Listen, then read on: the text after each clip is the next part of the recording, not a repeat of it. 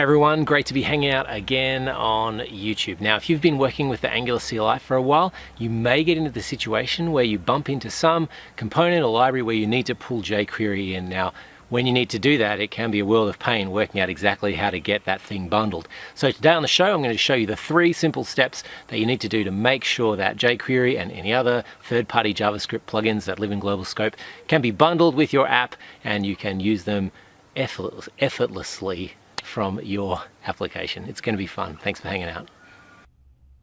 All right, team. Today we're going to start with a very blank Angular application. Pretty much the standard CLI bootstrapped app, which has almost nothing going on. And I'm going to show you how to install jQuery and Semantic UI or any other third-party JavaScript global scope plugins that you might want to use in your CLI app. Okay, the first thing that we need to do is we need to open up in the root directory of our application the Angular CLI.json. So this is where we tell the CLI what it needs to bundle into our WebPack if we have external files that we want along here. Now, in our case, we were going to want some styles from our jQuery and some styles from our Semantic UI, and of course some scripts to go with those. So before we can actually access those, we better install them. So we're going to just go into here and do an npm install jQuery -- save, and then when that completes, we're going to do a similar npm install -- save for our Semantic UI CSS. And so once those are done, we'll actually have the files that we'll be able to ship with our application. npm install Semantic UI CSS -- save, and we'll save those. And once those are done, they will begin to appear in, of course, our node modules directory, which is obviously very, very busy. But if we were to scroll down here, somewhere down here, we'll find a jQuery, jQuery. Here it is in the gray because it's not indexed. And in our dist directory, we'll find the actual file we need.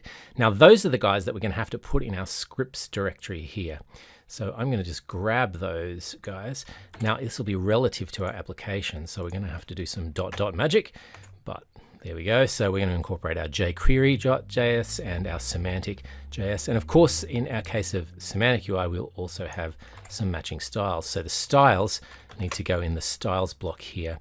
Now, it's important to note this is a dot path, so it's running from within essentially your app folder and going back and into the node modules to scoop up these files. Once you've done this step, you won't need to do any link tags or any HTML magic or augment any of that sort of stuff. Simply by putting them in the CLI itself, you will be able to use them in your application. And that's actually our next step. Now, if I was to go back to my app component.ts, obviously if I'm going to call this jQuery object from here, I'm going to need some way of referencing it. And the way that you do that is through a declare block, which says to Angular that, hey, there's some object in global scope here that you can use. Now, I know for a fact that jQuery declares a jQuery object and that Semantic UI actually plugs in on top of that. So that's really much all I need to do once I start using this service. So once I've done that, I'm going to go and add a little toggle block just to say, all right, this is, well, in fact, you don't need to know the details of all those, but let's just imagine you're going to call some selector and then invoke a sidebar, which is what Semantic UI, nice one of those little sliding nav blocks. Okay, now all I need to do now, all of that's going to be fine, and I'll be able to run jQuery. The next step that I need to do is actually have some button that's going to invoke that magic. So let me just add some HTML that can do this for me. So I'm going to copy and paste some HTML into my HTML component. I'll show you where this is, which is just there. And I'm going to paste that in. And then I should at least have some sort of nice sliding menu that I can access. Now, at the moment, those styles haven't been applied because I've been running I need to actually restart the server to pick up those CLI changes.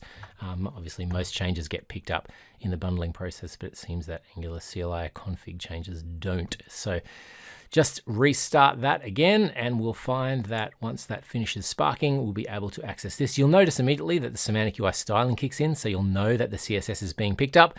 And then once you've seen that, you're pretty confident as well that the JavaScript's going to work too. So our app works, has obviously styled with Semantic UI. I click the toggle button and out has folded my Semantic UI side nav. So that's the process, people. If you want to make use of jQuery UI, it's the npm install trick, then changing the Angular CLI JSON file to make sure that your scripts are bundled in here. And then once you've done that, in whatever controller code you're actually calling things or component code you're actually calling jQuery, then make sure you do this declare block to let it know that there is an object in global scope you can invoke, and then off you go. So that's how to do it from the Angular CLI. If you're into Angular and all things Angular, then make sure you subscribe to my channel. We're going to have more of these vids coming up in the near future. Thanks, team.